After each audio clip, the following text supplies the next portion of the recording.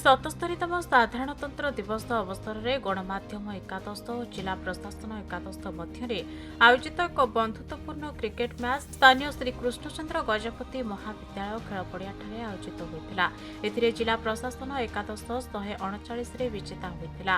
ଏହି ମ୍ୟାଚ୍ରେ ସନ୍ତୋଷ କୁମାର ପ୍ରଧାନ ଜିଲ୍ଲା ପ୍ରଶାସନ ଏକାଦଶ ତରଫରୁ ଦଳ ପାଇଁ ବ୍ୟାଟିଂ କରି 46 ରନ୍ ସଂଗ୍ରହ ଓ 1 ଓଭର ବୋଲିଂ କରି ଦଳ ପାଇଁ 1 ୱିକେଟ୍ ନେଇ ମ୍ୟାନ୍ ଅଫ୍ ଦି ମ୍ୟାଚ୍ ଘୋଷିତ ହୋଇଥିଲେ। ଏହି ବନ୍ଧୁତାପୂର୍ଣ୍ଣ କ୍ରିକେଟ୍ ମ୍ୟାଚ୍ର ଉତ୍ପ୍ରେରକ ଥିଲେ ଓଡ଼ିଶା ଗ୍ରାମୀଣ ବ୍ୟାଙ୍କ ପାରଳାଖେମୁଣ୍ଡି ଶାଖା। କାର୍ଯ୍ୟକ୍ରମରେ ସମ୍ମାନିତ ଅତିଥି ଭାବରେ ଅତିରିକ୍ତ ଜିଲ୍ଲାପାଳ ଶ୍ରୀ ଫାଲ୍ଗୁନୀ ମାଝୀ, ମୁଖ୍ୟ ଉନ୍ନୟନ ଅଧିକାରୀ ତଥା ନିର୍ବାହୀ ଅଧିକାରୀ ଜିଲ୍ଲା ପରିଷଦ ଶ୍ରୀ ପୃଥ୍ୱୀରାଜ ମଣ୍ଡଳ, ସହକାରୀ ଜିଲ୍ଲାପାଳ ତଥା ଭାରପ୍ରାପ୍ତ କ୍ରୀଡ଼ା ଅଧିକାରୀ ଶ୍ରୀ ତ୍ରିନାଥ ସାହୁ, जिला शिक्षा अधिकारी डॉक्टर मायाधर साहू प्रमुख उपस्थित थे। ଏହି ମ୍ୟାଚ୍ରେ ଜିଲ୍ଲାର ସମସ୍ତ ଗଣମାଧ୍ୟମ ପ୍ରତିନିଧିଗଣ ଓ ଜିଲ୍ଲାର ବିଭିନ୍ନ ବିଭାଗର ଅଧିକାରୀମାନେ ପ୍ରମୁଖ ଉପସ୍ଥିତ ଥିଲେ। ମ୍ୟାଚ୍ଟି ଜିଲ୍ଲା କ୍ରୀଡ଼ା ବିଭାଗ ତରଫରୁ ସମ୍ପାଦିତ କରୁଥିବା ବେଳେ ସାମ୍ବାଦିକ ଏକାଦଶ 85 ରନ୍ କରି ପରାସ୍ତ ହୋଇଥିଲା।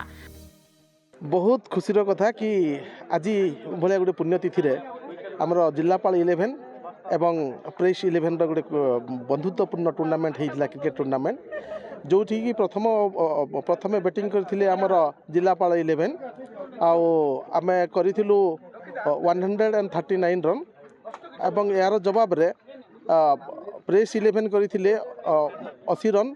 यहाँ 12 ओवर विशिष्ट मैचटा होता एवं पिला माने आमर जिलापाल 11 बहुत सुंदर खेल खेली तो संगे संगे प्रेस 11 भी बहुत सुंदर खेल खेली किंतु कौन सी माने आमर बोधे टी स्ट्रेंथ अधिका थिला से आमर जिलापाल 11 विजय लाभ करछि।